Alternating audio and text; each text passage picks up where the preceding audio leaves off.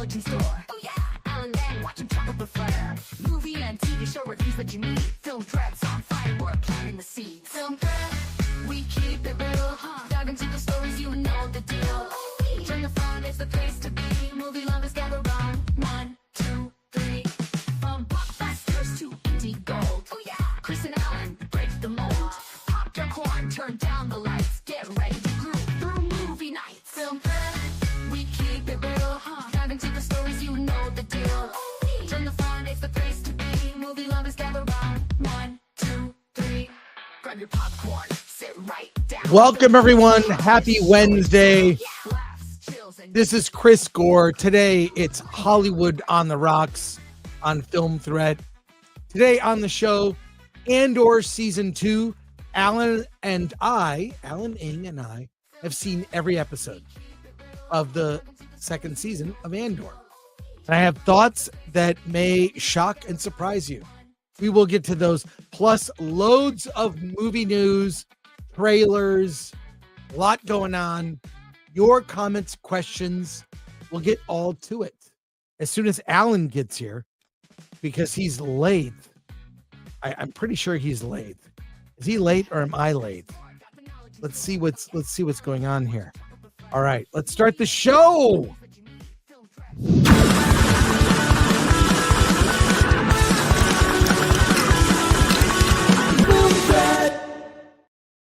Hum the theme to Sherlock Holmes right now. Sherlock Holmes, do-do-do-do-do, Sherlock Holmes, do-do-do-do. Sherlock Holmes, do-do-do-do-do, Sherlock Holmes, do-do-do-do. Sherlock Holmes, do-do-do-do-do, Sherlock Holmes, do-do-do-do. Sherlock Holmes, do-do-do-do. That's not. Alan, I've been looking for you myself. Alan. This is not. Hey. That is not the theme to Sherlock Holmes. Hey, by the way, I don't know if you heard, but Jesus blesses Film Threat. There we go. About? What? King of Kings. You're on the poster. Is that they put that out? Angel Studios? They put that out. It's on their X site, feed.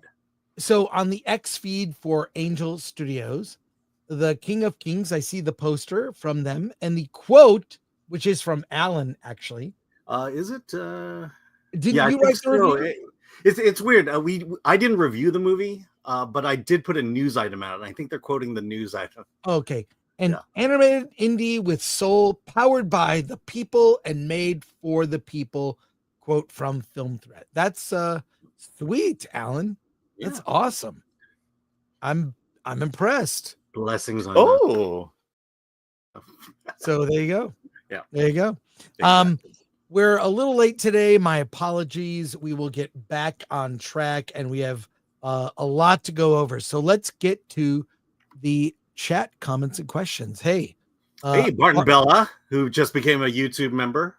By the way, go to the if you're a member now, you can go to the members only videos. Members only videos from the meetup in Vegas. Some may surprise you. And my visit to Alien Jerky on the way back from Vegas. I stopped by Alien Jerky and I saw there was Alien Trump. I got video of it. It said, it's funny. They have this big billboard with Alien Jerky and it says, "Make aliens great again." It says MAGA. And then it goes through this whole, I thought it was funny. You didn't happen to bring me back any, did you? I did not buy jerky, but the most disappointing part of our trip to Vegas was missing that. Was pulling up to Alien Jerky and they're closed. Yeah. Well, next time we'll travel differently. All right. So here we go. More stuff. Christopher Moonlight Productions. All right, Film Threat for the drive home. So exciting. Grateful that my first article on Film Threat drops tomorrow. Dealer's choice, Alan. Thank you both. All right. Christopher Moonlight is a filmmaker who has won an award this. He is a proponent of AI and using it for indie films in a responsible way. It's a new tool. He's been very vocal about his opinions. We appreciate that. I welcome all different opinions.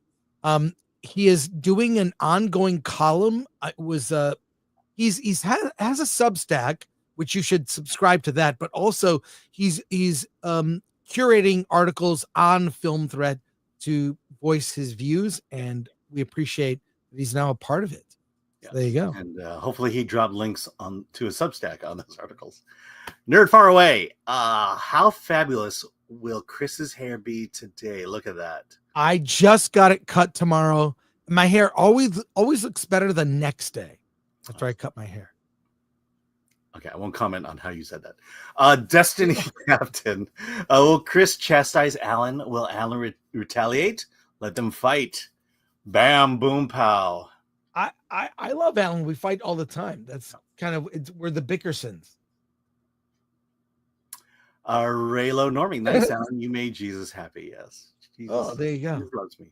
There you go. Well, we have a lot to discuss. Let's get to our. But it comes out of the cooch. Now Jesus doesn't love me anymore. Yeah. Well, there you go. Let's get to it. There's so much to talk. Look, you know me. I love movie trailers. I show up to the movies early just for the trailers. I don't mind that, like 20 minutes at AMC. First of all, it means I can get refreshments or a popcorn bucket should I need one. But I'm a movie trailer fan. I collect them. And they're a teaser for Predator Badlands dropped. I'm going to share this and let's react together, Alan. I have not seen this, by the way. So I actually prefer when I have not seen a trailer. Get my genuine reaction. Just over a minute. This is not the one we saw at CinemaCon? This is different. Okay. I didn't think you survived.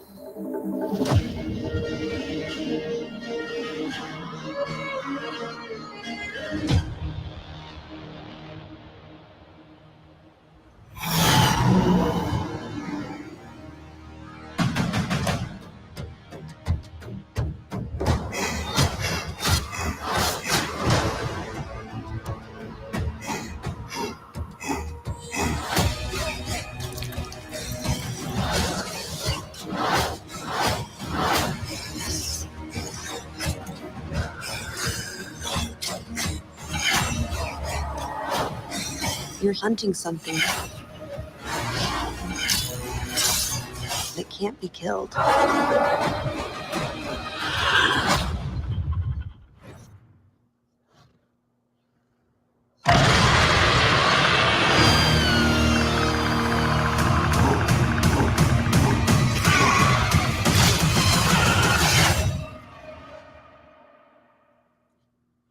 I like it. It looks good. Now, what we know, we saw, we heard when we were at CinemaCon that they team up. Humans team up with the Predator, and it's a different kind of story. What do you think, Alan? I mean, the thing I remember them saying was the Predator isn't the bad guy, right? And there's a different. And that Elle Fanning has some kind of a relationship with them. But I want to say I like it, but I feel like they're going to screw it up. We're talking about Disney here. Yes. But that last Predator was really good. It was good. I don't know about it was surprising. Yes. Not what we thought it would be. It wasn't. I liked it. Yeah. So, I mean, what more can you do? Tell more stories in that universe? Mm-hmm. We shall see. Yeah. And we'll see. I mean, fingers crossed. That's all I can say is, I hate to keep repeating it, but they lost our trust. And they're going to have to build it back. Yeah. I mean, with Disney, with anything now, you kind of have to go in, just a little suspicion, cautiously optimistic. Mm-hmm. Yeah, I'm a glass half full guy, so I will go see it. Yeah. Before we pivot to more news stories, and we will get to Andor season 2 soon. I forgot to plug our shop. Yeah, Lord Thoth. Like, share, subscribe, hit that bell for notifications, sign up as a member. Join us on X, Discord, Rumble, and Instagram. Buy our merch, shop.filmthreat.com. You can get Alan's favorite shirt that says Film Threat in Disney lettering. You can get that, but also shirts from our superhero collection. So check that out. Our get a pint glass, or a glass for your old fashioned. And so yes, I just want to make sure we get to that. There you go. That's awesome. All right. There's something here that Alan wants to talk about. Yeah. And I'm gonna let Alan go because I don't know what's going on here. Shall I play your intro video? Sure. Let's do it. Alan is here with Alan's China Minute.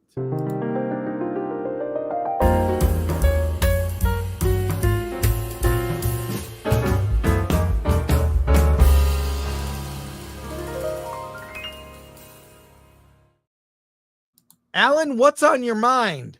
Yeah, let's talk about the president's favorite subject, China. Just to piggyback on all the China talk, the fact that everyone's afraid of China, China's box office not factoring into the Hollywood financial troubles that they're experiencing.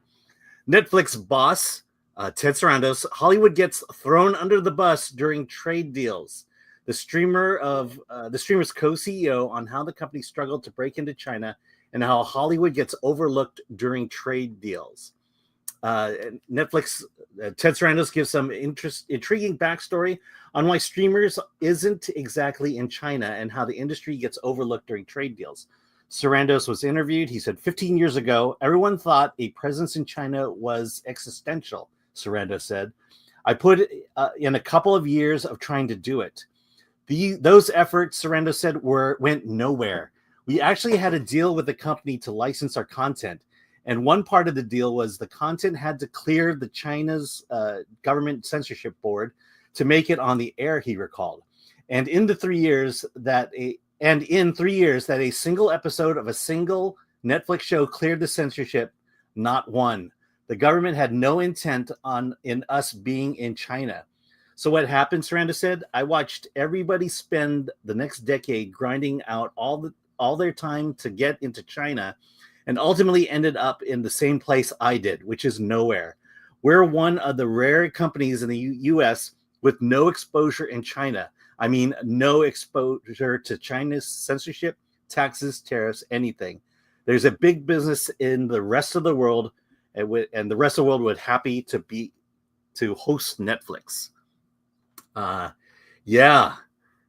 China is not important, as people would say. And again, I'll just harken back to what I said before. The mainstream media would rather run negative Trump news than tell the truth. And when they're going on saying that Hollywood's going to fail because China's shutting Hollywood off, we have uncovered, and Hollywood has already been in the know on this. Netflix has known this for a long time. China is meaningless. And I'll give you the last example.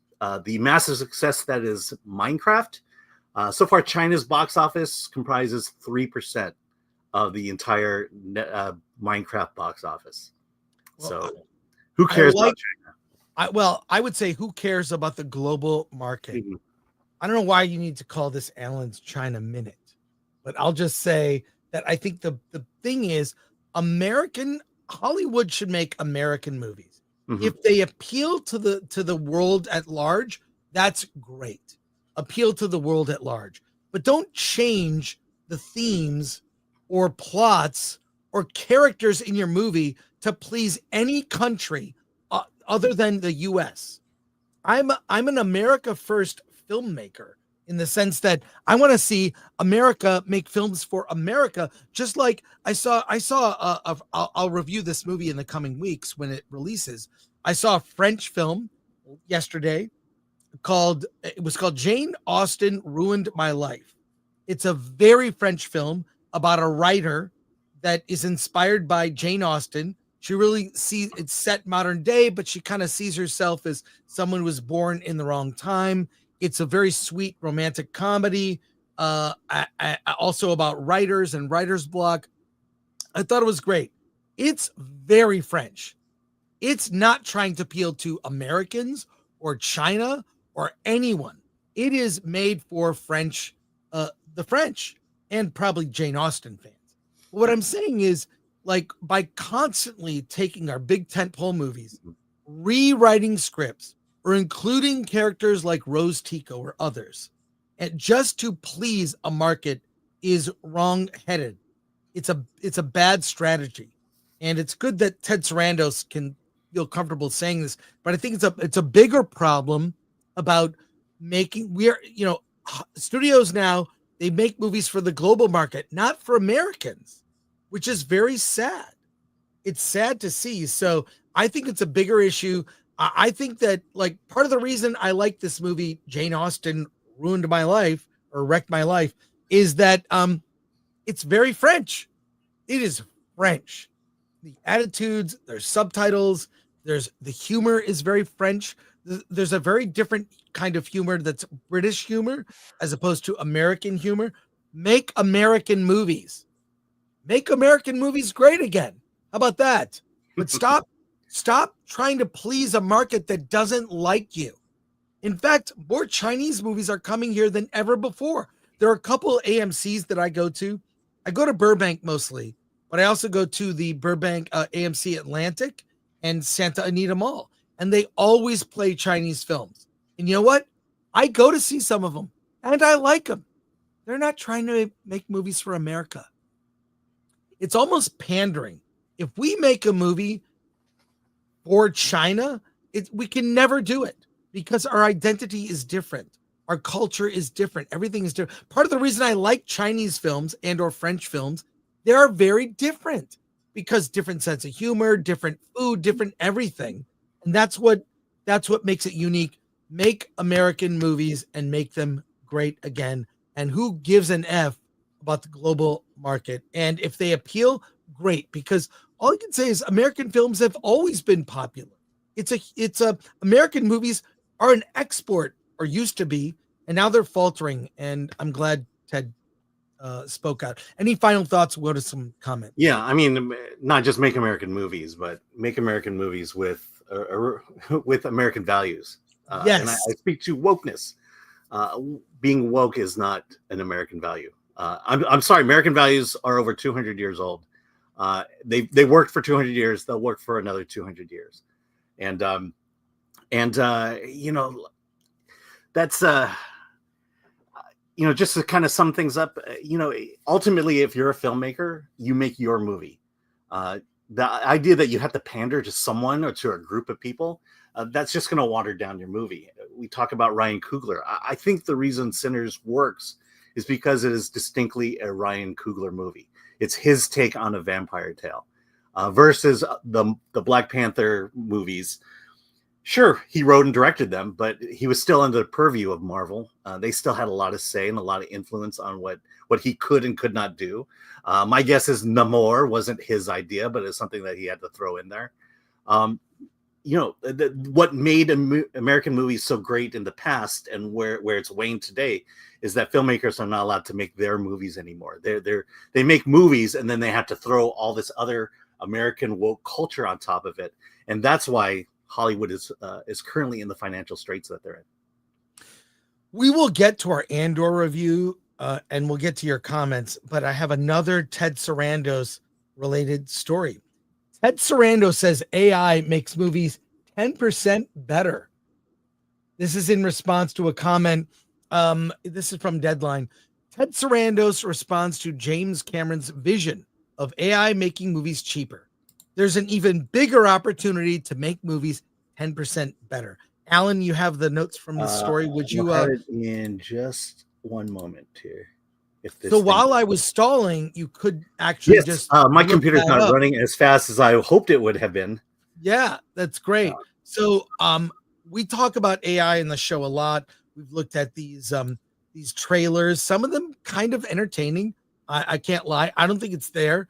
I think it's a tool that will be used to make special effects cheaper. And I think it'll be used probably for children's programming. It might help indies. but there's a lot of controversy around AI. Alan, if you would. Yes, Ted Sarandos says AI makes movies 10% better. During Netflix's latest earnings call, co-CEO Ted Sarandos addressed the growing role of AI in filmmaking, echoing but reframing recent comments by director James Cameron. While Cameron suggested AI could make movies 50% cheaper, Sarandos emphasized a different potential, making films 10% better. He highlighted how AI tools are already helping creators with pre-visualization, VFX planning, and shot design, allowing even smaller budget films to access advanced tools like de-aging. Citing The Irishman as an example, Sarandos explained how the same visual effects that once cost tens of millions are now achievable at a fraction of the price thanks to AI. He praised the responsible integration of the technology, a hot topic during the 2023 industry strikes, and underscored its potential to enhance both the creative process and viewer experience. Netflix, he said, is committed to using AI not to replace artists, but to empower them. Well, look, I still think the AI debate is going to continue. AI was used in the movie The Brutalist to help with the accents for the actors.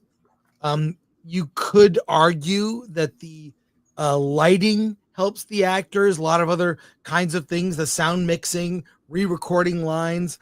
I think this debate will continue. I don't think the Academy has yet to take a big stance on AI.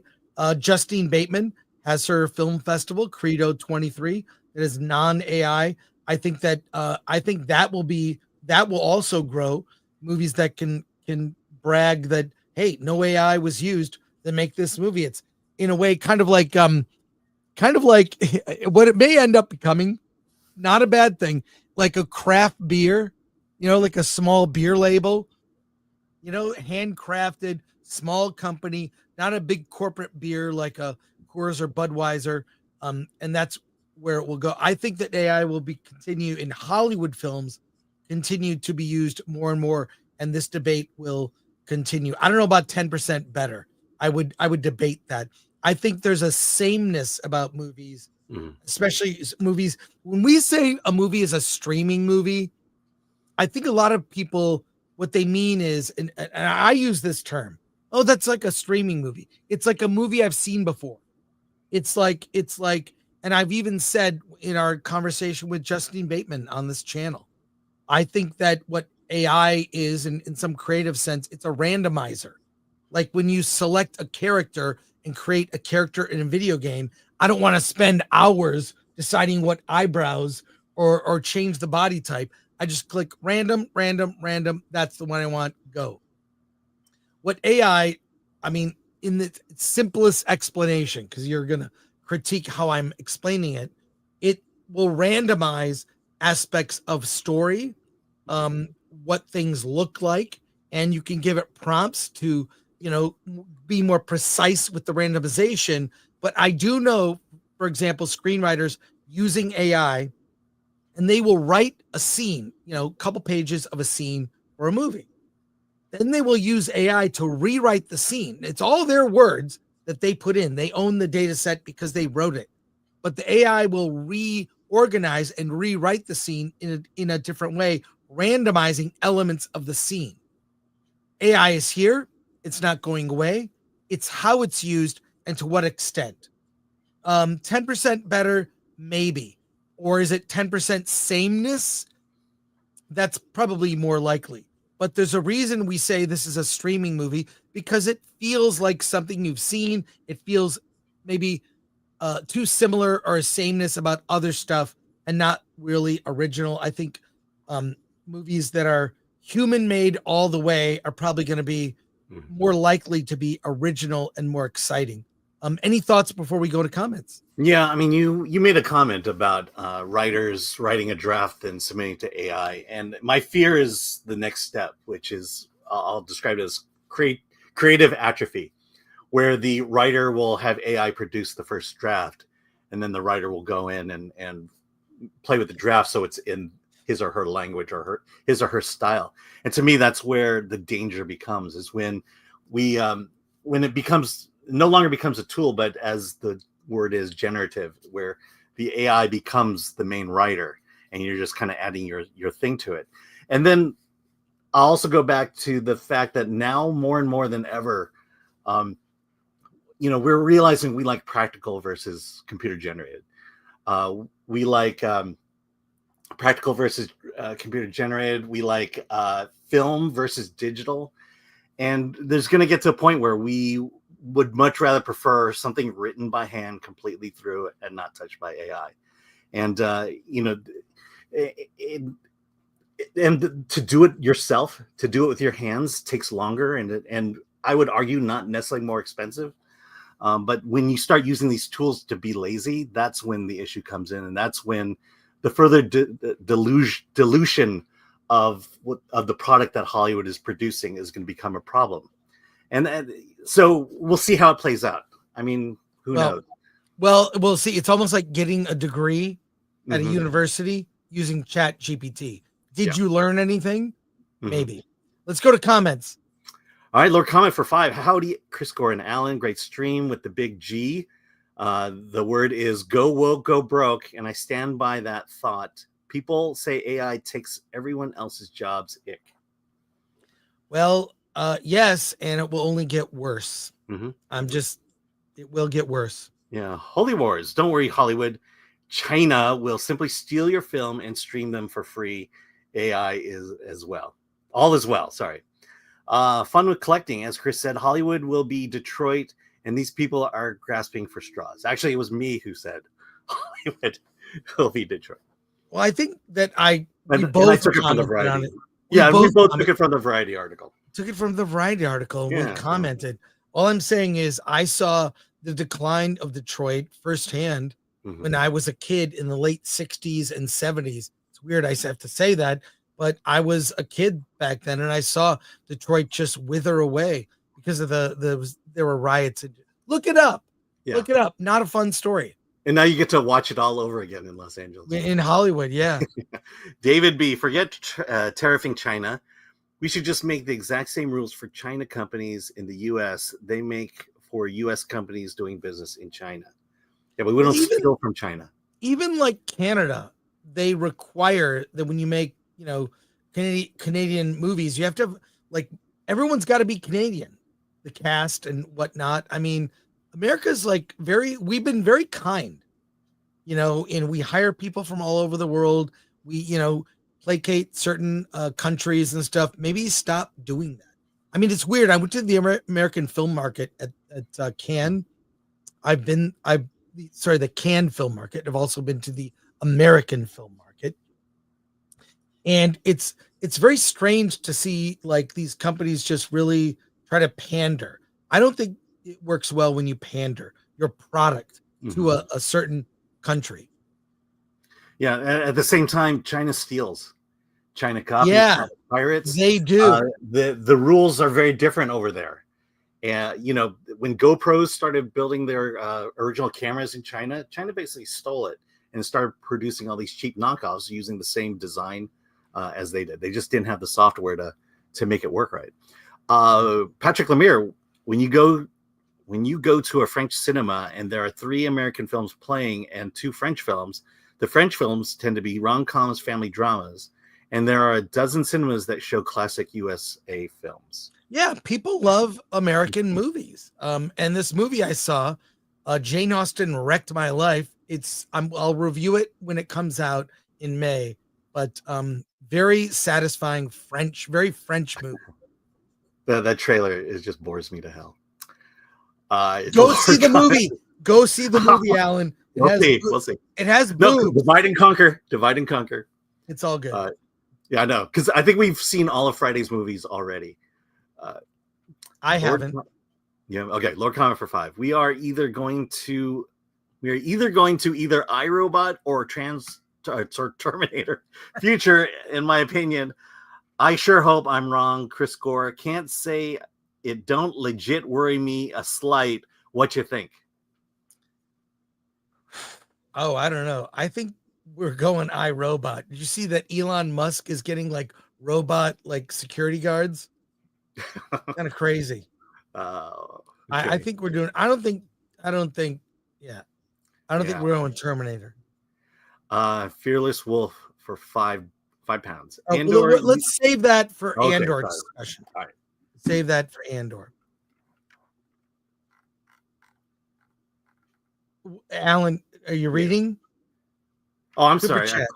I thought we were changing. Okay. Are you Razor Burn for on the 2. show today? Well, I just did 2.5 hours with Gary.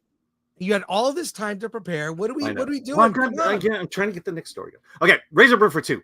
Wanted to mention Alien Jerky is in Baker, California. FYI. Yes, it is. And It's at the you drive world's largest you thermometer. drive through there on the way to Vegas, on the way back, and I love that place. You can get Greek food, jerky, and gas. Yeah. A few more comments, but let's move it on quick, Alan. Okay, D Goodhart, this doesn't explain how it makes movies 10% better. At the end of the day, it's still up to how the human hands handle it. Yes, on the nose. And yeah, Wes, I'd rather see a dialect coach used. Dialect coaching is highly skilled linguistic art. I am in awe of the dialect coaches and actors who pull it off. Yeah, Wes, I certainly agree with that. I do know the budget for The Brutalist was insanely low, especially for how that movie looks. It was under $10 million and won multiple Oscars. Well, they could spend $50,000 on a dialect coach. Toxic Waltz and 8. What percentage of a film can be AI made and still retain a copyright? They're eventually going to start pressing on the boundary. I would agree, Toxic Waltz and 8. I think that will be part of the debate. It's not decided yet. Yeah. Infinite Horizon. AI produces nothing new or original. No matter how many prompts are entered, it's just copyright slop. It all looks the same and is easily spotted. Agree with that, but until you see Karen Unleashed. And yeah, well, that's a whole other thing. Hey, I got a busy weekend. What am I doing this weekend? Let me show you what I'm doing this weekend. I'm going to share a screen. It's do you know what Saturday is? It's the mark of the TCM Film Festival in Hollywood. Well, it is TCM Film Festival, but it's also April 26th, which is 4/26, which is Alien Day. And I am going to I'm going to an alien themed rave. I don't even know where it is. I know it's in downtown LA.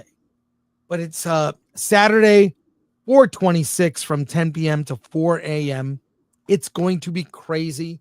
I have an outfit picked out. I'll put some photos out of my outfit, and I am going to this party, and you can get tickets. Look it up.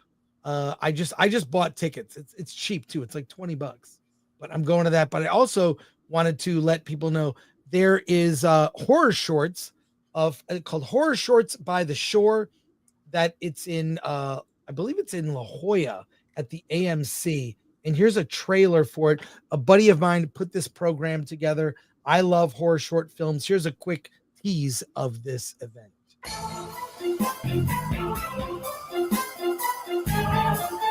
I have new information about the victims of an unidentified serial killer in New York. Police, you should have known better.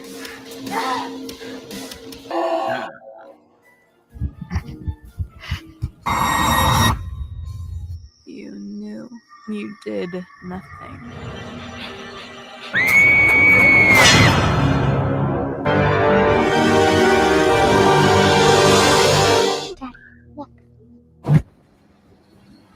This is too scary for Alan. Oh my gosh. This is too. I'm ending it there. But here's you can go to the website at just look it up. Frightful Shorts by the Shore. It's at the AMC La Jolla 12 this weekend at 2 p.m. I think it's important to see short films, and Halloween is just around the corner. It is kind of for me actually. Monsterpalooza is next month. I could not be more excited. So check out those horror shorts this weekend. And if you're in LA, check out the LV 426 event. I'll be there as well, Alan. So there you go. I won't be there. You won't be there? No. All right. I need to take a quick break, Alan. So All right. please make comments or please read some comments. I'll be right back. Yes. All right. Yeah, Lori, if you could help me out here, that'd be great. Z says, I'm too old for ecstasy. I cannot go to raves anymore. Cheeseburger away from a heart attack. Yes. Going back to the old days. Let's see. Captain Salty, Hollywood isn't just around the corner. LOL. Yeah, I think horror is just a year-round joy. And here we go. Okay, sorry. Dog just walked in. Rumble Hotep. They didn't just redo all the theaters there. I have actually, it's been a couple. It's probably been 6 months since I've been to La Jolla AMC, so maybe they did in that quick time. I think they were going dine-in, if I'm not mistaken. Raylo Normie, one patient left and I'm done for the week. Happy birthday to me. 38, man. Damn, I'm old. Yeah, 38 is super old. Let's see. Here we go. Let me move back here in time. Go ahead, speak your. Yeah, I'm trying to find comments. What are you trying to do? I'm trying to find comments. What are you doing? Nothing is hard for me. I gotta. Patrick Lemire, the tariff putting the kind of tariffs on foreign goods that they should always put on USA goods, and we are the bad guys now. It's all a negotiation. We won't be talking about it in a year. Even China said that we probably won't be talking about the tariff war in 3 months. Yeah. Yeah. And we're saving that one. Yes. All right. It's time to talk. We have some Andor related stories. And we will get to those after we discussed Andor. Lord Comment says, stay frosty. CG for 2. Thanks, Lord Comment. Appreciate that. Okay. Andor season 2 is here. Alan and I will give you our non-spoiler broad review of the entire season. First, we'll do some news stories related to Andor. Then we'll do a brief segment with minor spoilers to tell you what you're about to see. But Alan, if you would put up the poster, I thought you were doing that right now. Actually, Lori handles posters now. Yeah. So let's talk about Andor season 2. Alan, tell me your thoughts. You've seen all the episodes. Okay, so I was one of the people who really liked the first Andor. What? To be clear, okay, let's start over. Reset. We have to start because you dropped out. Okay. Yeah, you got to keep up. Yeah, got to keep up. Keep it up. Rock it hard. Make it work. And make it so.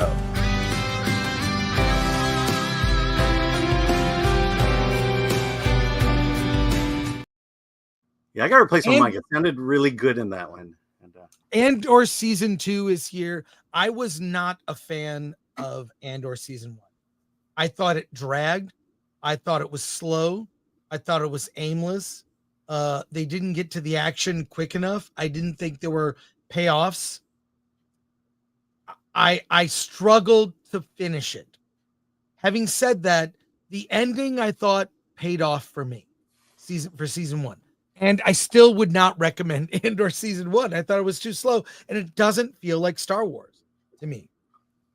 It doesn't, in the sense that of this. I'll tell you why. Star Wars to me is faster, more intense. Andor is a slow burn. Slow burn is not how Star Wars is paced. And it's also acts of courage. It's a Jedi. There are a lot of elements that I associate with Andor. And season 1 was a huge departure, but it's also a prequel to a movie that is widely accepted to be the best Disney-produced Star Wars movie, which is Rogue One. Generally speaking, when you ask people about Disney Star Wars, what is the one movie everyone can agree is the best? Rogue One. People will argue the sequels, this, Solo, whatever. Rogue One, people generally liked Rogue One and liked the characters, and the story was shocking. So season 1, I thought, meandered. It was weak. It was also effectively season 1. I'm teeing up our conversation about season 2. Season 1 was Les Miserables, the beginning of the French Revolution. That was Les Miserables, is French Revolution. This really was in tone, in even the color, the desaturated color, and the final speech, the ending, that last episode of Andor season 1, it was very much Les Miserables, the beginnings of the French Revolution, the beginning of the rebellion. And the least interesting character was Cassian Andor. And not a fan of season 1. And there are people I respect who love Andor. Season 2 is different. Season 2, the way it's being released on Disney Plus is 3 episodes. They're being dropped in 3 episode bundles, 3 episodes at a time over 4 weeks. And each of the 3 kind of comprise a mini movie. It starts out BBY4. It's the before the Battle of Yavin, right? BBI 4, 3, 2, 1, right? That's so. And each of the 3 episodes comprise about a year of time, year of events that are happening, counting down to what will presumably be the Battle of Yavin, which is the approach of the Death Star to wipe out the rebel base on the 4th moon of Yavin. Is it the 4th moon? I'm probably, correct me, chat, if I'm wrong. It's someone will correct me. In any case, this is much better. I will say these first 3 episodes, not a great place to start. There's an essay event that has a lot of people talking. We will get to that. I thought it was completely unnecessary.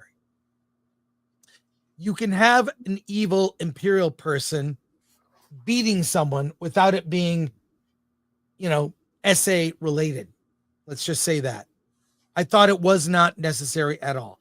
And it affects one of the lead characters, Bix, the romantic interest for Cassian Andor. But putting that aside, it's a slow burn, which in the very beginning really bothered me about season 1 of Andor. But the slow burn this time pays off. Episode 5 has some amazing events. Episode 7, everything builds. Characters have fates, some not so good. Because these are a lot of new characters, we don't really know what's going to happen to them.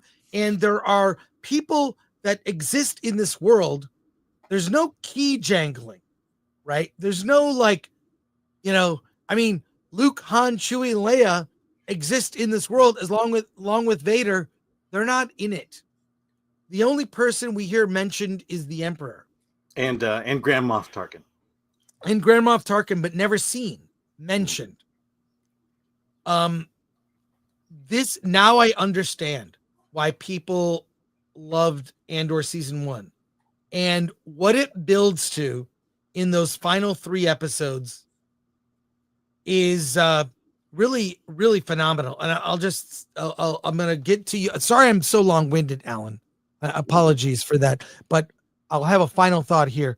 This Andor season 2 has to be the best Star Wars show, piece of content. Hate saying that Lucasfilm and Disney has ever made, from an acting standpoint, from a seriousness. This is not for kids. Kids will be bored. This is not a show for children. It's the production design is the best we have seen from Disney and Lucasfilm. It looks expensive. Lots of practical sets, props, the starship effects, amazing. I think that Tony Gilroy gets the world. He built something different in the same universe as George Lucas Star Wars, And by the end, it's very riveting, with the stakes being so high and things paying off. We will do a separate segment with spoilers, and I want to discuss more with you, Alan. What are your thoughts? Because you were like me, those first 3 episodes, we talked about it Friday. Yeah.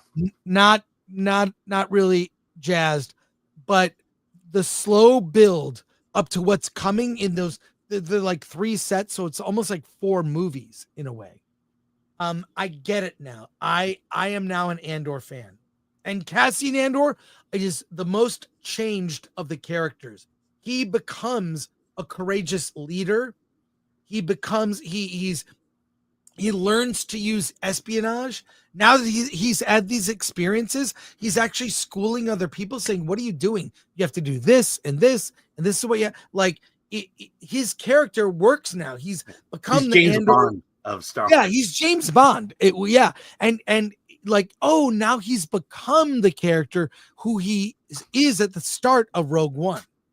Because he doesn't really change in that movie. That's Jyn Erso's film. So Alan, love to hear your thoughts. Yeah. Okay. So I was one of the fans of season 1. I really enjoyed season 1. I will agree with you that Andor is in the top 3. I think I guess I would go with Mando season 1 and then Andor season 1 and 2. Got it. And I'll caveat that by saying, and that's not saying much. Yeah. I don't know what happened, but you and I have completely opposite feelings about Andor season 1 and 2, because everything you said you didn't like about season 1, I didn't like about season 2. If I had my druthers, there's 12 episodes of Andor season 2. I would only watch episodes 7, 8, and 9. The third week to me is I remember going through. Okay, so my issue with week 1 is it's boring. It is written with such British drama that it's hard for me to pay attention. It's hard for me to understand exactly the weight of what's going on. Like the whole wedding with Mon Mothma. I'm like, what am I watching? Why is there a wedding? And that got weird. It was very much like a British costume melodrama. And I hate to say it, but it just felt like in the first 5 episodes, everything that had happened there really didn't mean a whole lot in the back end.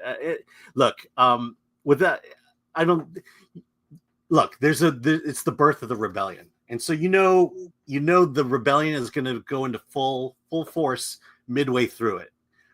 And to me, when that moment happens, which is end of episode 6, it was like, wow, this is starting to get interesting.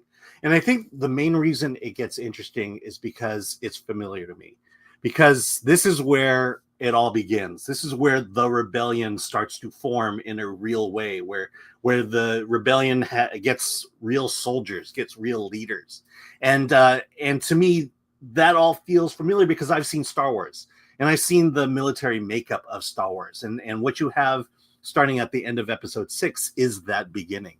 And so I got really excited and burned through episodes 7, 8, and 9. Great.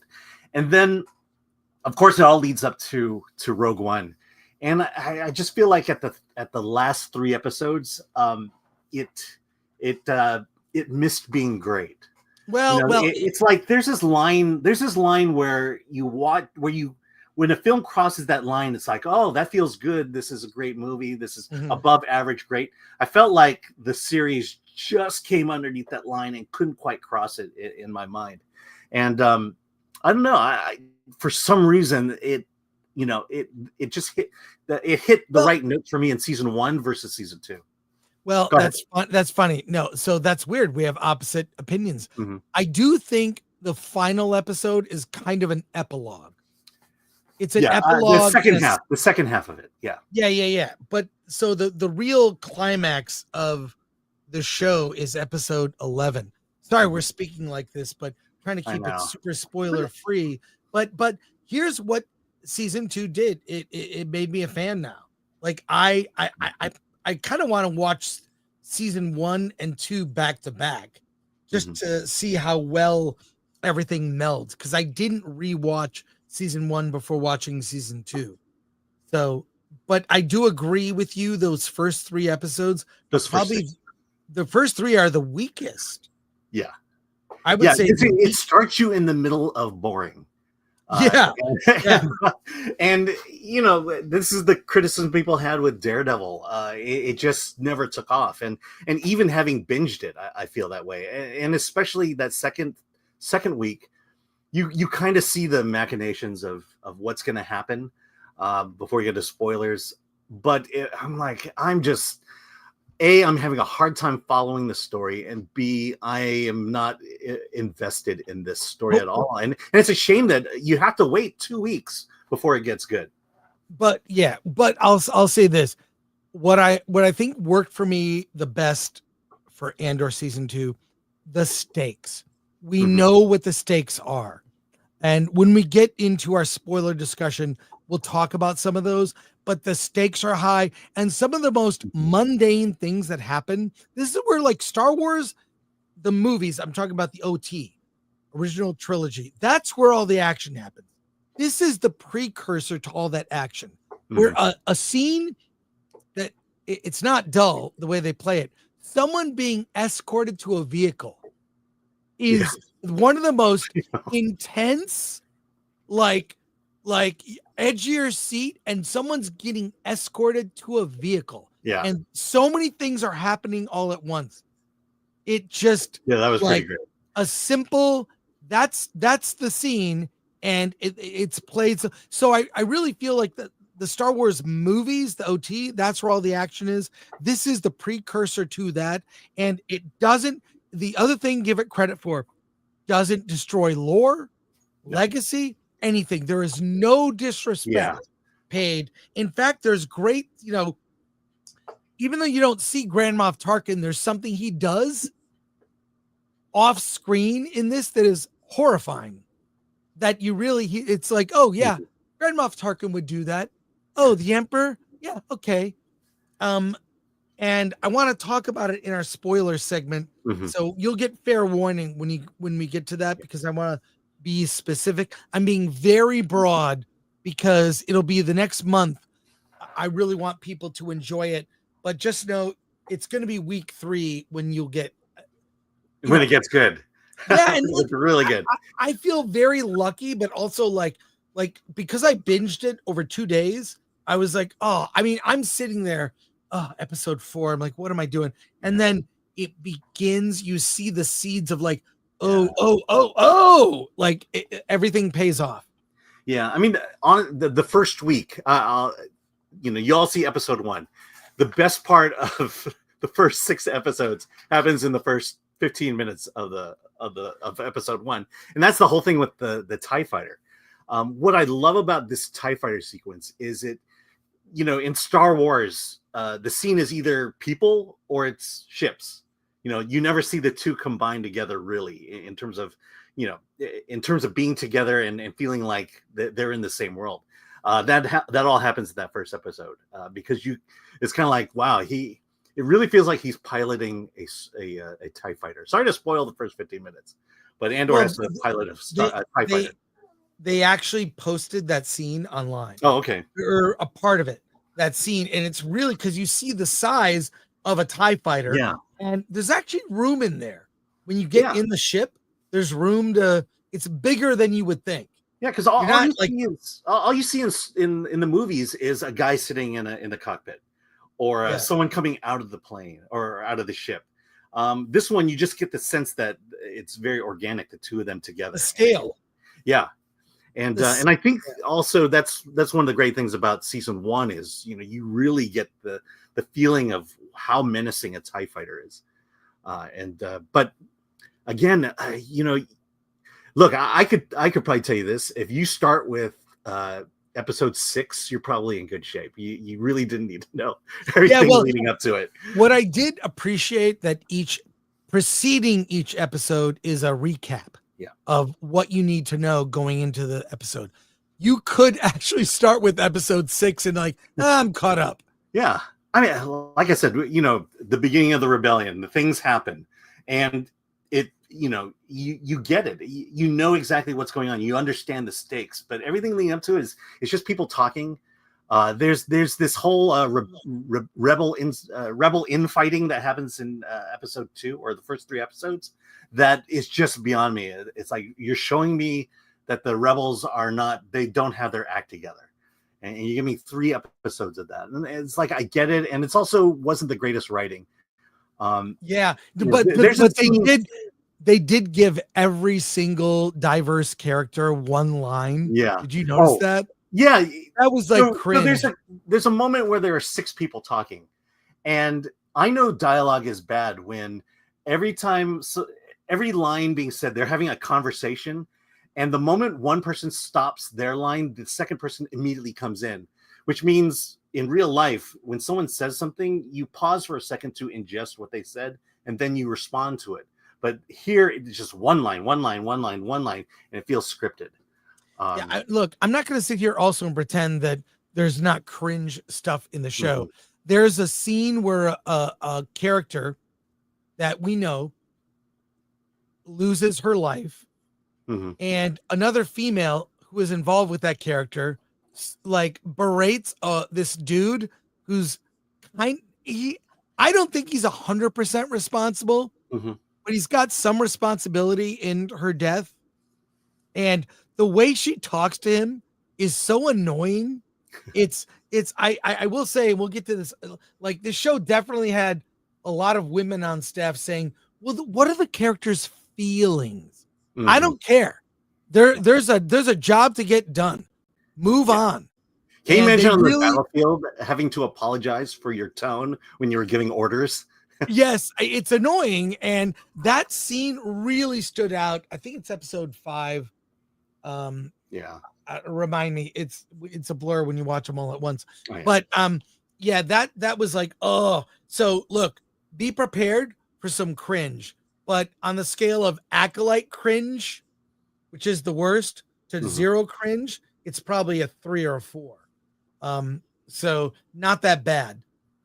But still, there were plot lines I cared about, ones I didn't. But in the end, everyone that's been screaming how great Andor is, I get it. I'm a fan now. It's not perfect, but it is the best thing Disney has made. I think along with I think Mando's season 1 is probably more Star Wars, the traditional Star Wars, than this. But as a different flavor of Star Wars, I really enjoyed season 2. I will say, once I finished episode 12, I did launch right into Rogue One, and I just forgot how brutal that movie is. Yeah, it's a season 2 of Andor leads directly into events of Rogue One. It's a perfect companion. Let's go to comments here. All right, Fearless Wolf for 5. Andor used EDM music for a wedding scene when they had twin flames right there. Missed a galactic opportunity.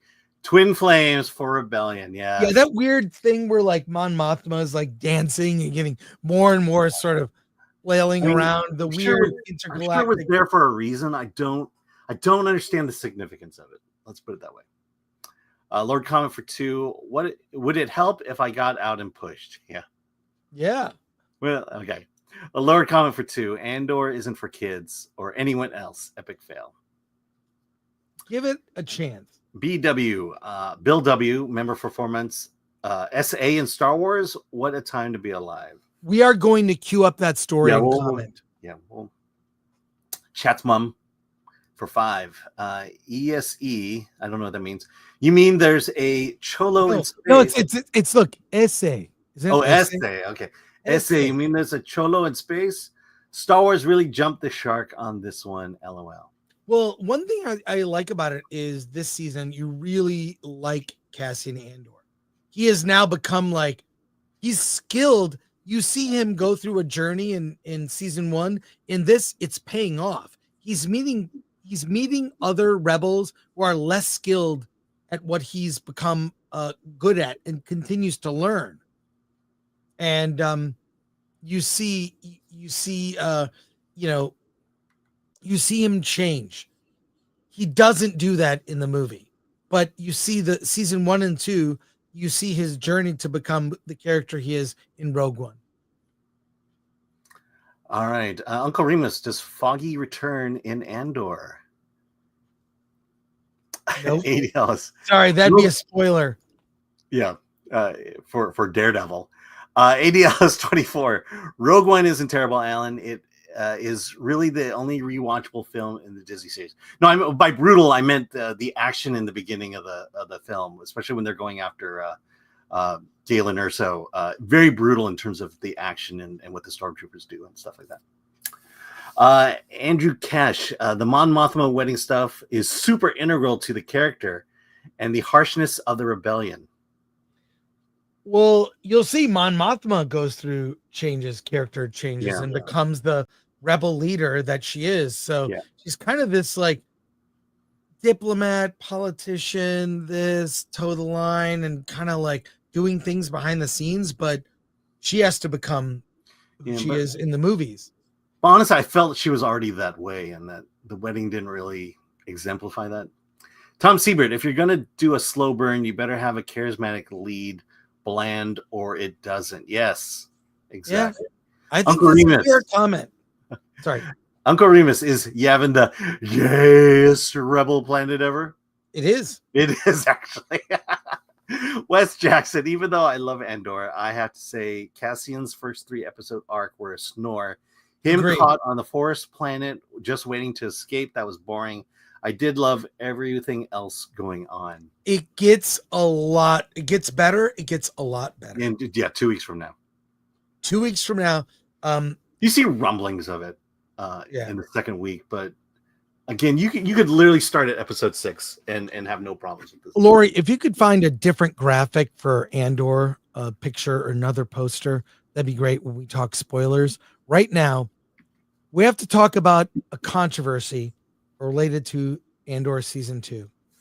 And that is Tony Gilroy explains a shocking scene because now we have SA in Star Wars. And I want to talk about this from the Hollywood Reporter. Andor creator Tony Gilroy explains that shocking assault scene. We're all a product of R. Grape, let's say. Alan, if you would. Yes. In season 2 of Andor, Disney Plus's critically acclaimed Star Wars series ventures into its darkest territory yet, with a scene where rebel fugitive Bix Kalen survives an attempted SA by an Imperial officer. Creator Tony Gilroy defended the moment as a realistic portrayal of power and brutality in wartime, emphasizing the importance of confronting harsh truths. Despite the controversial nature of the scene, Gilroy revealed that Disney gave no pushback, though clear limits on depictions of sex and violence remain in place. It's I know the scene. I remember watching that scene. Not necessary. Not necessary. So, I was very surprised at that scene. Alan, ultimately, look, all you're trying to show is he's assaulted, which she can be, women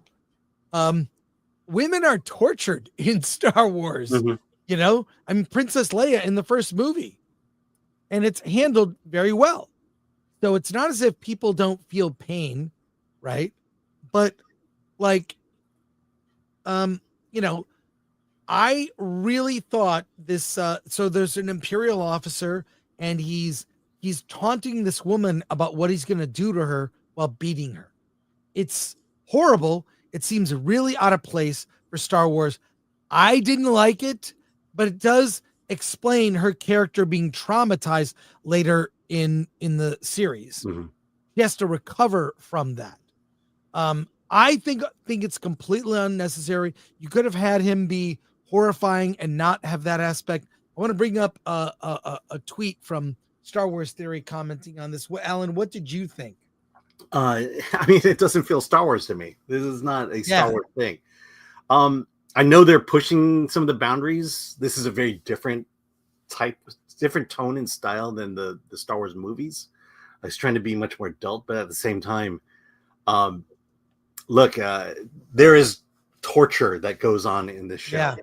And I think it's enough, the things that they put people through, that you don't actually have to go out and assault one of them in this way. Well, as you say, unnecessary. It's out of character for the series. I get it's a horrible aspect of life, but you don't have to include every aspect of life in your Star Wars. Yeah, I mean, in a fantasy sci-fi universe, we don't necessarily need it. We're going to get a pedo next? I mean, it's not Star Wars. I don't want to see all that. Look, here's from real SW theory. That's Star Wars theory on X.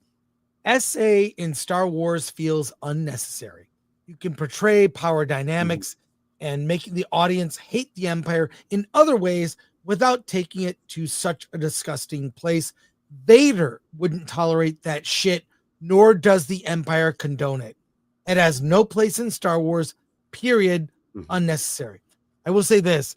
It wasn't really SA, but in episode 3, which opens in re-release this weekend, actually, Revenge of the Sith, we do see Anakin assault Padme by force choking her, not in a SA way, but an assault. But it's not like violence is not a part of Star Wars, but that kind, I think Star Wars theory is right. I agree with him. I think it's not necessary. It took me out of it. Like, what is this doing in Star Wars? And I think part of this has to do with, we'll discuss this later. A lot of people who work on Star Wars happen to be women. And I feel like a lot of Andor season 1 and 2, there are a lot of things that feel like this is what women want to discuss or have it be a part of this universe. Like British costume melodrama, which is Mon Mothma's story. You know, when I'm more interested in Cassian Andor and his kind of, galactic James Bond journey. But what do you think about Star Wars comment? Yeah, I mean, let's be real. It's not like sex is a part of Star Wars either. Yeah, it's not. It's very... Yeah. There's kissing and there's coupling up, holding hands and things like that. That's about as far as... That's about it. Yeah, and look, we were fine with it for 40 years. We're fine with it now. It's just, I think Star Wars theory is absolutely right. It's just out of place. Yeah, so much worse things happen in this that feels Star Wars. Torture is part of Star Wars. Messing around with people's minds is a part of Star Wars, not sex. Yeah, I just think it's to that degree it's just not necessary. I think also this may turn people off to the show. See, I would, having said everything we said, it's such, we're talking 3 minutes, 2 to 3 minutes. I think people will generally forget about it because it's not like it was, it was television. It was Law and Order type graping. Yeah, it's, but also we don't need everything to be included in Star Wars. It's a fantasy universe. And while I'm sure those types of events you could argue have occurred in that universe, we don't need to see it. I also think it really takes it. I really think that any kids that may want to see the show, it might be too much for them. So the one thing I am surprised about, what did you notice if there was a trigger warning for that scene or that beginning of that episode? I think because we got screeners, they didn't put the trigger warnings on them. Yeah, but there might be. I heard there was. There was? Okay, that makes a lot of sense. Yeah. Let's go to comments. All right. Captain Salty, Disney just can't help themselves. Absolutely. Oh, down the road. Wait. We'll get to spoilers. Thomas Pickett 5. In the Star Wars universe, Padme touched foreheads with Anakin to become pregnant. There is no evidence they had genitals. Well, definitely after Mustafar. Lord Thoth, sex should not be a part of Star Wars, violent or otherwise. I agree, Lord Thoth. That's why it was just... Yeah. Grambo, Tony Gilroy's in the wrong Star series. He is better suited for Star Trek. I don't even know that I want that in Star Trek. But sex was more a part of Star Trek than Star Wars. Yeah. Star Trek is more adult, and Captain Kirk was a galactic pussy hound. Yeah. Star Trek wasn't sex obsessed. It was more about love and romance than sex. Oh, really? You don't know do you know anything about Gene Roddenberry? Yeah, but it wasn't okay, the old series, yes. Original series. Gene Roddenberry. Yeah, the original series are great too. Gene Roddenberry was effectively a swinger. It was the swinging 60s, and a lot of the original Star Trek series is very sexual. Yeah. Even Next Gen. I mean, Next come Gen, on, Riker, come on, man. He was a ladies' man, but he wasn't, how many times he woke up next to someone in bed, maybe a handful of times. I don't remember it, okay, there was Bashir and Kira Nerys in Deep Space Nine, but that's kind of the extent of it all. I could be wrong. It's been a long time, and so many episodes. So many episodes. Bruce Lee, Roy Jenkins for 2. Does Manny Bothans make an appearance in this season? I forgot what that was. Thomas Pickett for 2. Manny Bothans died to bring us this information. That's in Return of the Jedi, though. Yeah. So. Thomas Pickett for 2. I guess Alan has never gone through Pomfar. Yeah, you never have. You're not. Was that a sex ceremony though? I thought that was more of a adolescence type puberty thing. Wasn't like an orgy, a Vulcan orgy. Sassy 77. I'm a woman and I don't want this in my Star Wars. Exactly.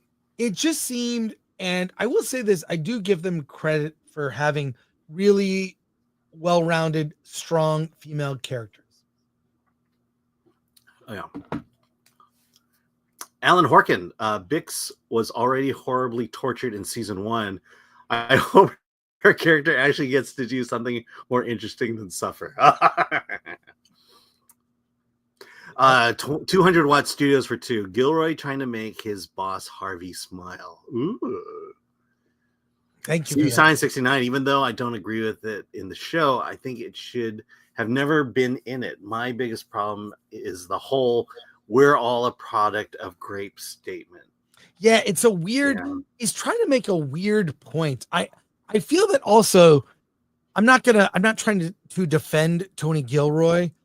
I think it was a really misguided statement. It's really wrong-headed, but I think he's trying to appeal to people in the media that are very far left. He's definitely being provocative in that statement. He got the headline. He got the headline. Yeah, he got the headline. Well, look, there's something we need to discuss. Kathleen Kennedy is leaving in August. And I'm here to tell you it's not happening. That statement that came out where many actual a lot of people reported on this both on YouTube and social media. She is not leaving. I've got a handful of stories here that all relate. I'm going to bring this story up. She is not leaving. She is staying. And it was updated. Look, here we go. Update. Kathleen Kennedy not stepping down in August. What so site? The whole time. Let's give credit to the site. The whole time. Yeah, she was. But what it does is it brings up a point, and it brings up something. Let me bring up another story that relates. And you know what this story is from? This is from theforce.net, and this was published in 2017. Let me change the focus here for a minute. This was a story about the women who run the Star Wars universe. This story came out in 2017 when we had only seen, I don't know if we had actually seen The Last Jedi yet. So make of that what you will. But I'll just get to the crux of this. Kennedy founded the group, the sort of story group, the group in 2012 when she succeeded George Lucas as president of Lucasfilm, putting Kiri Hart, a former film and TV writer, in charge of the unit. Mrs. Hart's first move was to make the story group entirely female, starting with Rain Roberts and Carrie Beck. Both women had experience in film development, but had also worked in other areas. Now, their experience is not that great when you really look. I looked up Rain Roberts on IMDb, and there's very little before her time at Star Wars. Okay, we'll get back to that story here. Well, let's go to IMDb. If you look some of these people up that were brought in, they were handpicked by Kathleen Kennedy to basically guide the story of Star Wars. So we go down to I'm looking at this is Rain Roberts here, development production executive. Okay, so here we go, and we go down to she worked on Rogue One, all the Star Wars movies. Her previous experience was as an assistant on Life as We Know It in 2010, and an assistant at in The Haunting of in Connecticut 2 Ghosts of Georgia. Then she worked on The Force Awakens. That is the extent of her experience. Okay? That's it. Let's get back to the story. Did you okay. What? So, well, are you talking about Carrie as well? Yes, I'm going to get to that. Okay. But what I'm saying is, any comment on this, Alan? The women who run Star Wars? Because when you go through this story is from 2017. What I'm saying, this is the seeds of why Star Wars as a brand is hobbled, is that it's a very male brand, and you bring in an all-female team to guide the stories. This is why the stories have been so female-centric. The sequel trilogy centered on a female Jedi. Rogue One centered on a female protagonist. All of these, and we can go on and on. But what are you saying that what happened at Disney Animation happened at Lucasfilm? That's what I'm saying. And that's you're gonna when you get to Carrie, I'll mention it. But just as Disney Animation, where the mandate was 50-50 men, women, here it was no, the leadership team is going to be all women. And that's fine if you have a team of women who actually love the product and actually have some experience and are not just hired because they're female. That's going to be the ongoing theme here as we go into this story. Basically, Carrie's experience was, I'm just going to quote a source. So I knew Kathleen Kennedy from some social circles, and we had talked a few times. Then one day she called me and was all, hey, come be one of my VPs. And I was like, okay. That's Carrie's story. She told about how she got her job. It's kind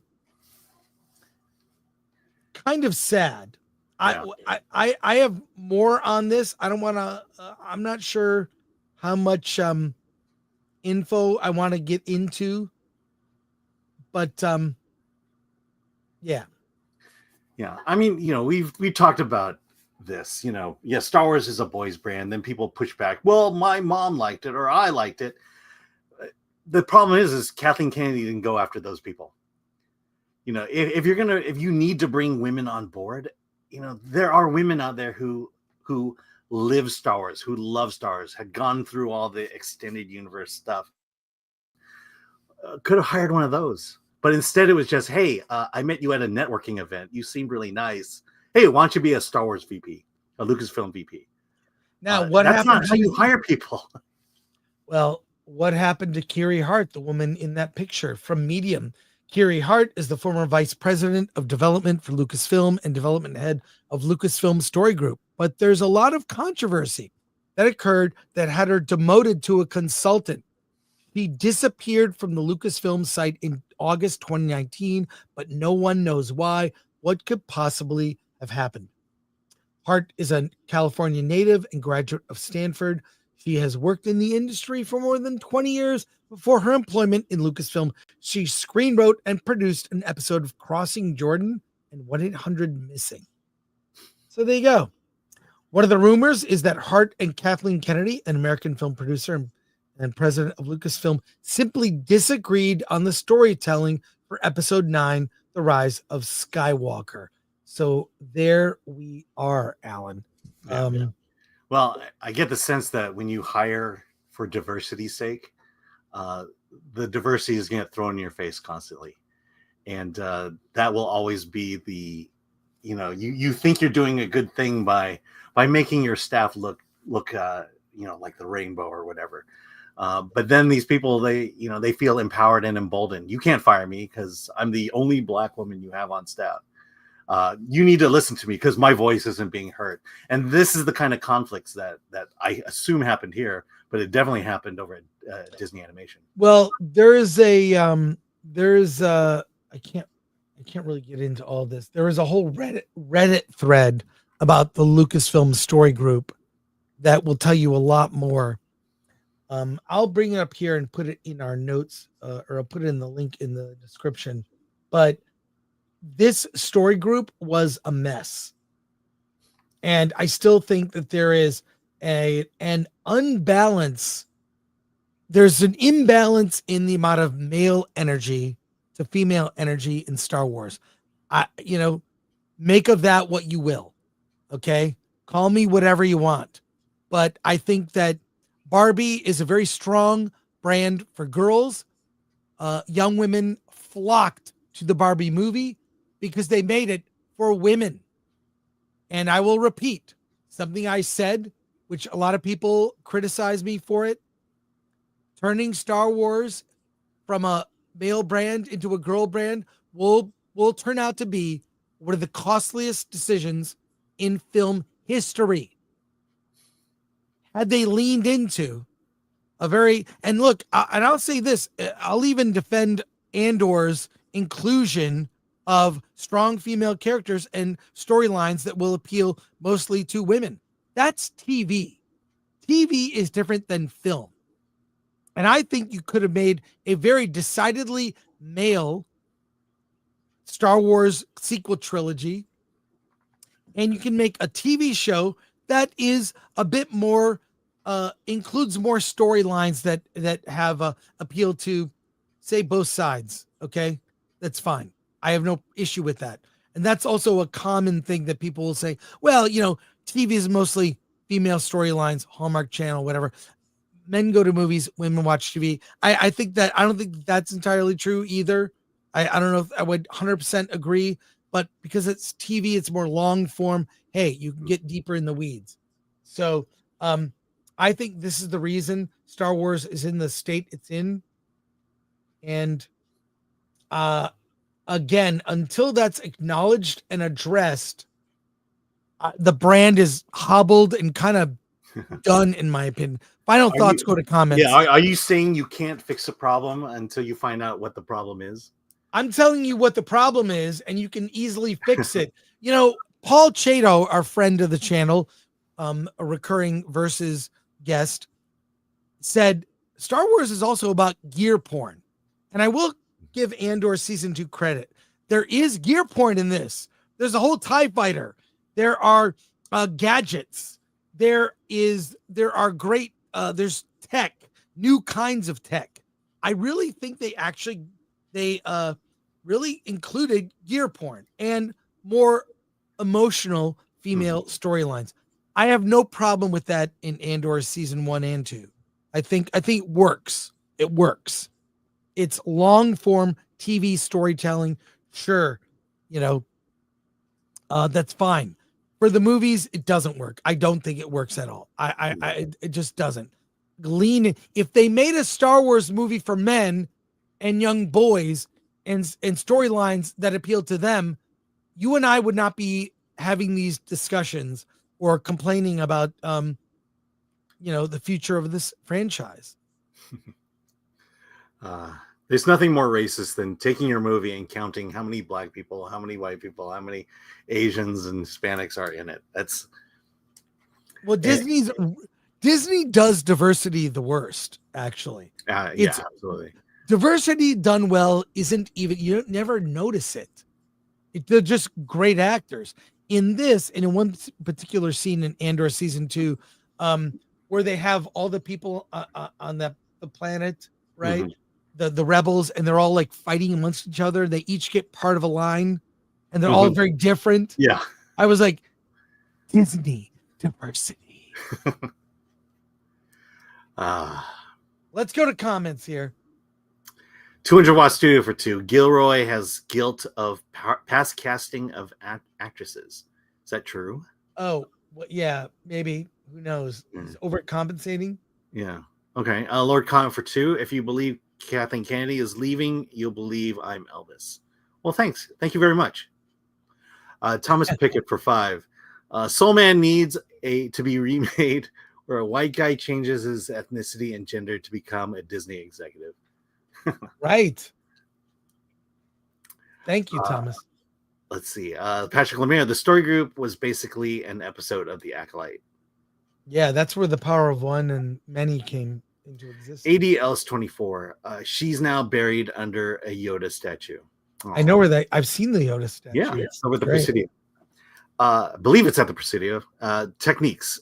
Thieving women hijacking a popular male-oriented franchise to make it about themselves. It's almost like it's sort of like this, like you've seen the Blue Origin, flight. We did not comment on that. I think it's ridiculous. But it's sort of like, say if you look at the feed of like a man who has an Instagram, it's all pictures of things. Yeah. And if you see a woman's Instagram feed, it's pictures of themselves with things. Yeah. Remember how differently men or women, and these are broad generalizations, not true and all. It's not 100%, but it's more often than not when I see a woman's Instagram, it's a lot of photos of themselves with things. When I see Instagram of a male friend, it's like photos of stuff or things or places or whatever. It's not always fewer. Let's say men take fewer selfies. Yeah, remember that episode, The Brady Bunch, when the boys built a clubhouse and the girls felt excluded, so Carol and Mike made them include the girls, and it just ruined the clubhouse. Remember that episode? Yeah, that's Star Wars. Bill S. Preston Esquire. Unqualified women were hired because a woman was put in charge of hiring. Gosh, I've never seen that happen at companies. I think the thing... This is a horrible thing. I think that I'm a prime example. I don't care as much about people's feelings. Alan, would you agree? Yes. I think I'm speaking for everybody who works for you, and the answer is yes. I'm just saying that, like, I care about results, getting things done. I care about business, and it's like, oh, people have feelings. And that the show is overly produced perfectly. Right. All right, Captain Sully, what experience fetching bagels and coffee? Exactly. It's not like women don't exist who could do the job, but when you just look for a woman, that's when the problem is. Yeah, when you hire a woman just because she's a woman, and look, I have worked with some amazing women in the past. When I had my first real job in publishing, the woman who was in charge of production, Donna Honor was her name. She was tough as nails, didn't give a shit. I learned a lot from her. She was awesome. I was literally in my 20s, like this kid that's now doing film threat, at a real big publishing company. And she was head of production and gave no fucks. Tough as nails. Like, taught me a lot, sat me down and said, I worked with some amazing women in my career. And they probably worked their way to that position and earned it. There was no DEI back then. There was no, we need a balance. No one cared. So there you go. Okay. Joe Chapman. Behold the fall of Disney Star Wars. Force wasn't female. Force is the Force. You estrogenized the hell out trying to make it for women. Stupid concept. I think that Star Wars, I do believe Star Wars is for everyone. It Mhm. appeals to everyone because it has strong male energy, you know? And look, it's not as if like since I've been around, there have always been female fans of Star Wars. Women love it, probably because they like Han Solo or they like some of the other characters. They like that, like, so I just think that, like emasculating these male characters has made it less appealing. So there you go. What is this? Uh, Oh no. I'm looking at Neurotic's tweet. Okay, that's very funny. Should have had that earlier. It's all good. All right. You're just gonna leave us hanging there then. Well, you want to share it? I'll share it. I'm sharing it. You brought up this is something great. Now we're gonna move on. Go ahead, Alan. What does it say? Star Wars. Oh, Gary. It says Disney graped Star Wars. Well, there you are. There you are. Let's get our final topic today. I want to talk Andor season 2 spoilers. I'll put up this warning. I'll stall for a bit. Oh, look at that poster. I love it. I love it. Has everybody. Well, it harkens back to the old school, put everyone on the poster. And I actually like that poster design a lot. Yeah. Thank you. Spoilers. If you want to remain spoiler free, do not watch this. And I'll start with some of what I think are great moments, and they will be mild spoilers, not going to ruin everything. Want you to enjoy season 2 should you choose to watch it. But let me start with the one question everyone will ask. Member berries. Are there member berries? Well, I'll just say this. If Star Wars tech is, you consider it, I mean, you've got stormtroopers, TIE fighters, familiar things.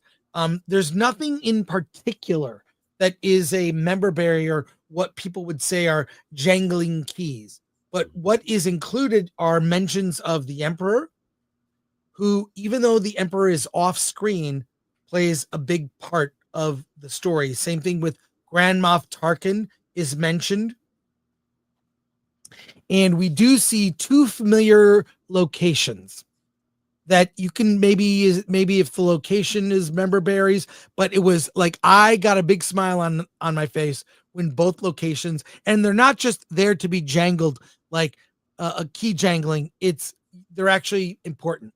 Yeah. There is a speech that is given in the Galactic Senate chamber on Coruscant, and it looks even better than it looked in the prequels. There's a speech that Mon Mothma is going to deliver about a planet named Gorman. It's literally Gorman, it's Gorman, Gorman, not named after me. And there is a controversy and something that happens on Gorman that is the spark that creates outrage around the galaxy that will lead to the rebellion. It's actually very clever. There's a mineral on Gorman that is being mined, and the planet is being plundered unbeknownst to most of the population. It is a secret. What is this mineral being used for? Take a guess. Could it be something that appears in this poster? Well, it's also something where the characters, unbeknownst to the characters, the Empire is doing all this stuff behind the scenes to build up their super weapon, and you see the real cost of that. And this speech that's given in the Senate chamber is, well, you'll see. You'll see there's a planet, also Yavin is featured prominently near the end of season 2. And it looks just like we saw in Star Wars Episode 4. or as I call it, Star Wars. That I quite liked. There is then I don't know how deep I want to get into spoilers. I see people dropping off. That's totally fine. But I want to talk about some of the better moments, sort of the good, the bad moments. And this is going to be light spoilers, but a lot of the story revolves around the plundering of the planet Gorman. Alan, why don't you chime in here? Yeah, so basically what's happening overall is the Gorman is technically a free planet that is associated with the Empire, but because of its resource and the importance of that resource, maybe the Empire is starting to infiltrate the planet, kind of get into the government, get into everything, and take over. And that's kind of where episode 6 ends, where it's like, look, we need to speed up this project, and so we're just gonna have to take over the planet.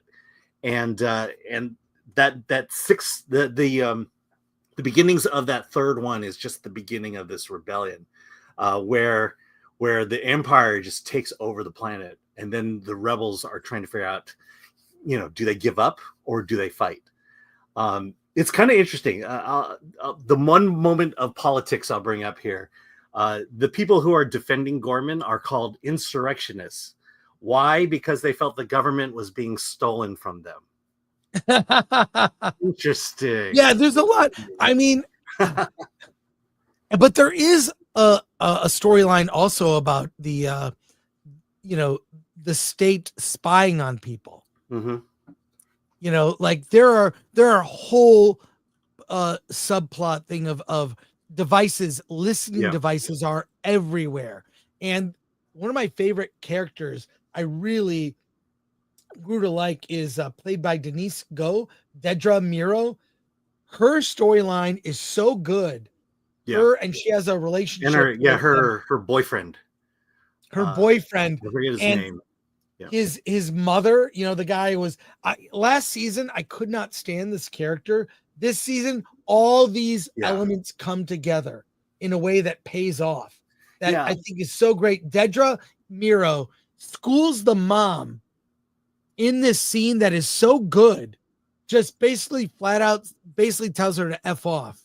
And this is how it's going to be. And God, I really loved it. Yeah. And, the guy who played Cyril Karn, Kyle Solar. So that's Cyril actually Cyril. That was his name. Yeah. Cyril's in this relationship with Dedra, and they're they don't know like who's playing who. There's a lot of intrigue there.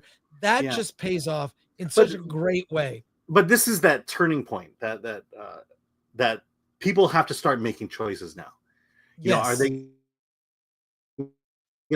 they gonna side for safety and security, or are they going to side for what is right? And to me, that was kind of the crux of the whole season. And again, you have to wait to week 3 for all this to happen. The problem is, these first 3 episodes are like throwaway. Yeah. The other thing is, so another person we haven't mentioned who's in it is Bail Organa. But it's not Jimmy Smits. It's not Jimmy Smits. It's even better. It's Benjamin Bratt. And I was like, that was awesome. So awesome. I actually think he's better than Jimmy Smits. Yeah. Well, he's definitely given much more meat in this series than Jimmy Smits was ever given in anything from Star Wars, from the prequels to Kenobi. And the character of Saw Gerrera, played by Forrest Whitaker, he has a great storyline that pays off, because we see him later in Rogue One. He's less the hardened warrior. He's more a hardened warrior in Rogue One, but you see his beginnings. Well, he's the one who rescues Jin as a child from the attack of the Empire. And then I love the relationship between Luthen, played by Stellan Skarsgård, and Cassian. Luthen's like kind of the mentor that teaches him everything. And that just like Cassian really grows into the hero we see in Rogue One. Mm-hmm. So look, I'm just saying that this and the whole thing, once it gets to Gorman, the planet, what's happening there. There's a mystery. All this like the population. There's a growing insurrectionists that are just not pleased with what's going on. What is the Empire? Why do they care about this out of the way planet? And it's literally a small thing. It's like when you look at even in our own history, like World War I started with something simple, right? That escalated. And this is kind of, you get to see the seeds of it. This is the thing. This minor event on Gorman drives what creates the rebellion. And it's so well done. I just want to say, I want to say these are spoilers. It's more story, but yeah, story spoilers. I mean, what I do like, again, it all happens in the second half, but how ugly and dirty this rebellion and the Empire taking over gets. Part of it is the fact that even in Rogue One, the ending doesn't end very clean in the sense of everyone lives happily ever after. And this one just really plays into it. I think my only misstep, is there is a Stellan Skarsgård centric episode. And I was still trying to figure it out. Yeah, it was okay. It was like they wanted to give his backstory. Yeah, if you have Stellan Skarsgård, you got to give him an episode, and I just don't think they did him justice in that one. No, it was okay. It was his backstory was fine. What I did like also, which you can guess from if you know who the cast is, Alan Tudyk is back as K2SO. Oh, yeah. And you see how Cassian meets K2SO, and they, he's not who he is. He becomes K2SO, but it's really well played, and their relationship evolves. And really, when I say the turnaround for me was the end of episode 6, that's when K2SO is born. And the show just takes off from there. Alan Tudyk brings such energy to this show that needed energy. It did. It's gotten, you see, like Cassian now develops this relationship with basically what's a murder robot. I do like that they did not, they brought in new elements. And you see these robots in action, like killing people. It's pretty serious. And so, I really like the K2SO, it's not a cameo either. He's in the movie. He's in the movie, but he becomes a character now in this. He's kind of born or reborn, as it were. And Alan Tudyk he does a great job.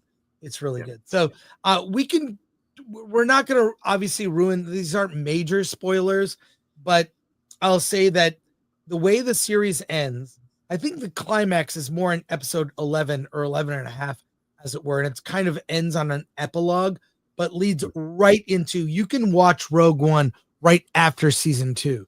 And I think it pays everything off.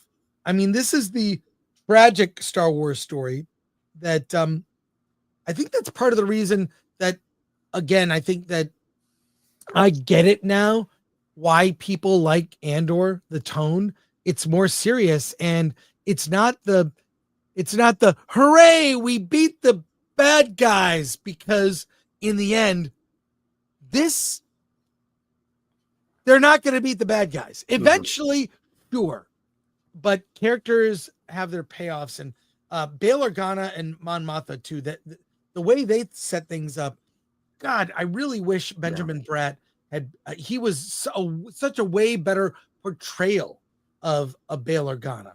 Yeah, I'm going to blame the script on that one. I like Jimmy Smits; he can do a good job, but Benjamin Bratt is given a lot of meat to work with here. Oh, and his relationship with Mon Mothma, that like where they kind of set like, here's how we can do things, because when we get to, after Rogue One, we get to Star Wars, the Galactic Senate is wiped out in that movie.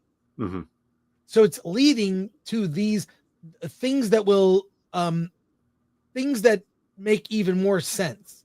And that's what I think I like about Andor season 2. No disrespecting lore. They're not trying to change the Force. They're not taking characters you love, making them stupid or whatever. It adds, it does not detract. And for that, it gets points from me. Final thoughts, and we'll go to comments. Yeah. Okay. So if you want a good starting point, it's the Mon Mothma speech. Start a little bit before that. Start with that speech. You'll get it. What episode is that? I think it's either episode 6 or it's near the end of episode 5. But because after the speech, it prompts the "Hey, get to the car." Yeah. There's this entire scene where Cassian is escorting her to the car, and all is not right. Yeah, but it's the action scene I was waiting for in this series. It's so well played with tension and like a scene in a James Bond movie. We have to get to a thing. Let's not get killed or arrested. And it's played so well. Yeah. So, I'm a fan now. I'm a convert. Come at me. I don't care. I did not love season 1. Season 2 is the payoff. It starts getting good halfway into the season. So if you want to sign up for that, and not to say that there are not cringe moments, I will say that speech where the one character is schooled by the woman because her lover got killed is just like, it was over the top, unnecessary. Yeah. And I know you're all waiting for it, but yes, there are lesbians in Star Wars. All right. Let's go to comments. All right. Suns and Shadows for 2. Who you going to get is Kathleen Bigelow, not some coffee hag. Yeah, that would be great. Yeah, Thank she's in you, war Sun and films. Shadows. She knows war films. Thomas Pickett for 5. If the Empire controls the universe and really no enemies, why does it need a super weapon? Because it keeps everybody in line. That's why you need a super weapon. The Flying Elvis for 10. Love the alien jerky video. You could write a script about the town of Baker and Zizek's Road by itself. Oh, that's a great idea. Thanks. Yeah, I just wanted to. It was a simple thing. I was coming back to LA from Vegas and just want to. If you've never heard of it, want to show people. Yep. Thank you. Aurora Uplinks for 2. The Birdcage is a perfect example of a serious comedy. Yeah. Yeah, and Gene Hackman. Thank you, Aurora. Appreciate that. JPTRX. Wonder if Cassian Andor makes it out of this series. Can't wait. Yeah, no spoilers. Look, there are a lot of characters that if you go to like them. I know. Does Saul make it? Does Cassian make it? What about Mon Mothma and Bail Organa? Do they make it? Deirdre? Cyril's mom. She's really annoying, actually. Okay. Lord Thoth, love Alan. And love Tudyk too. Razorburn, Chris, does anyone say everything's shiny in the show? I don't remember. Yeah. I'm being honest. Aurora Uplinks, it would have been cool if the Rebels had a command ship that Andor gets to operate out of. There are ships. Yeah. Well, that's going to wrap it up for us today. I want to thank our mod, Lord Thoth, Atomic Lori, Glenuccio. Thank Alan for paying attention during the show. I think he did a good job. We will be back Friday with a lot. The movies we're reviewing: The Accountant 2, Cheech and Chong's last movie, The Legend of Ochi, The Shrouds, Neighborhood Watch, On Swift Forces, White with Fear. Lots of movies, and we'll have movie news as well. Alan, anything going on? Not until Friday. I guess I'm seeing Cheech and Chong this week. Yeah. I'll do that too. All right. Cool. All right. Cheech and Chong, we'll talk about that. I love Cheech and Chong. That's great. And we'll be back Friday with our normal Friday Film Threat live cast with lots of reviews. Alan, did I forget anything? Oh, no, not that I can think of. All right, Andor. I'm surprised. I am just as surprised as anyone. I enjoyed this show. So that's it for us. See you guys Friday. Thank you to those people who sent in a super chat and everyone who commented. And we appreciate you. And we'll be back. We'll be back Friday. Alan? Let's get out of here.